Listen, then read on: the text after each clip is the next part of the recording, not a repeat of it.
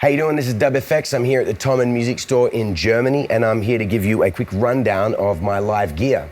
So I use, first up is a Mic-Tech PM9 that connects into the Sennheiser XSW wireless system, which then connects into my Line 6 Helix effects pedal, which is a guitar effects pedal, but I use it only for my vocals.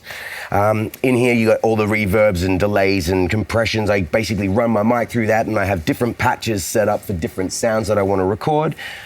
Through the send and return, I've got the Future Impact version 3, which is a synth pedal, so I get all these crazy synth sounds through that.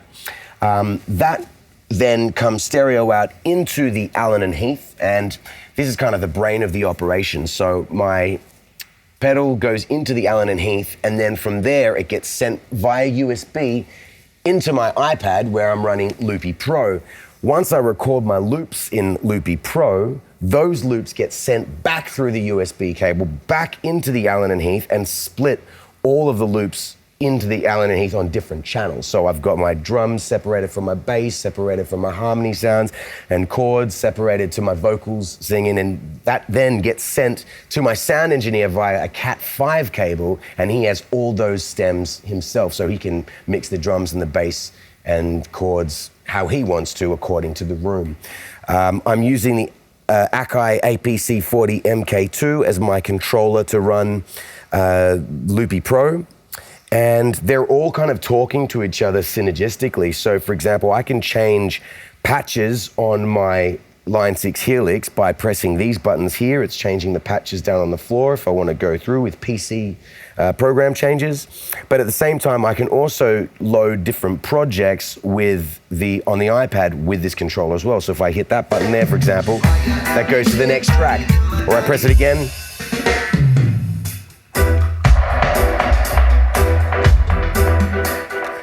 So yeah, that's pretty much it. I'm also running my in-ear system through the Allen and Heath, which is the Sennheiser GEW something or rather, a majiggy.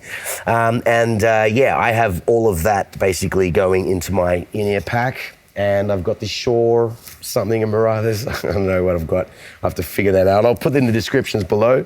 But that's pretty much my whole rundown. And now I'm gonna hand it over to Woodnote, who's gonna give you his gear breakdown.